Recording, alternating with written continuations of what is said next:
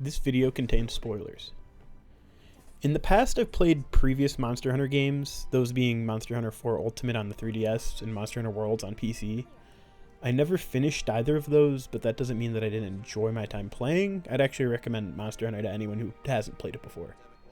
So when I learned that there was going to be a new Monster Hunter game being released, I had to try it out. This is Monster Hunter Wilds.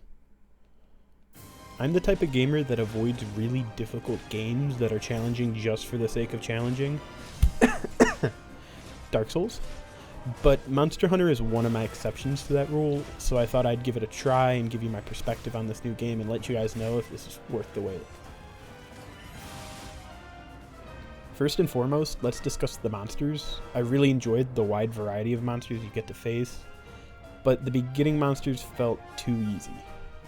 And this is coming from a casual gamer. I could just spam whichever moves I felt like, and for the most part it would work, which I think was intentional game design to ease people into the experience. But that being said, there is no reason to face the first 5 or so monsters after your initial fight.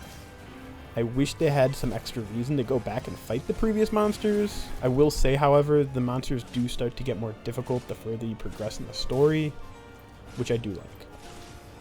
As for other quality of life features, the mount called a secret is also another great improvement.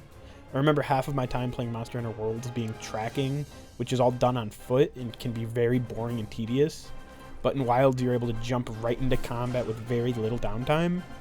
It almost feels like they're trying to appeal to the more ADHD Zoomer audience, which I think is a good move in the long run.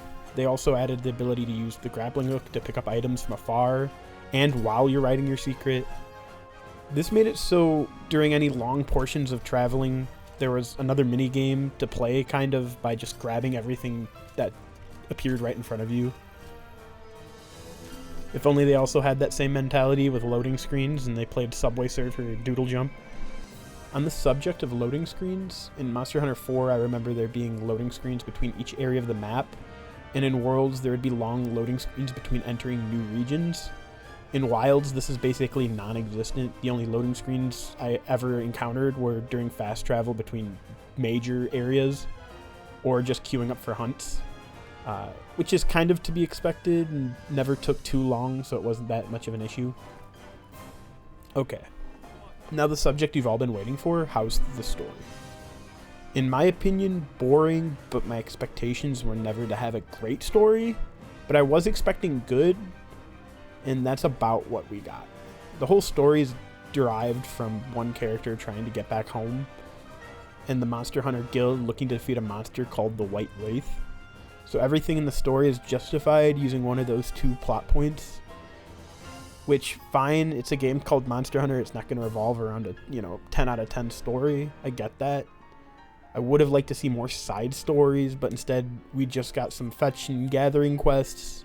I would have liked to have side missions for the main cast. For example, Alma, the main researcher, wants you to gather an ancient relic from a monster's nest, or Gemma, the blacksmith, wanting you to mine a rare mineral from a monster's back. I think that would have been a great addition, but unfortunately we didn't get that. Instead, we got the bare minimum story-wise to get us from one monster fight to another. Overall, the game did get me addicted to the overall gameplay loop of Monster Hunter, fighting for parts to craft better gear to hunt stronger monsters, rinse and repeat. I really enjoyed the speed of the hunts, making it faster to get to the more fun and exciting parts of the game. And the small mini games such as secret writing and mineral gathering made it so that I didn't lose interest during the slower times of the game.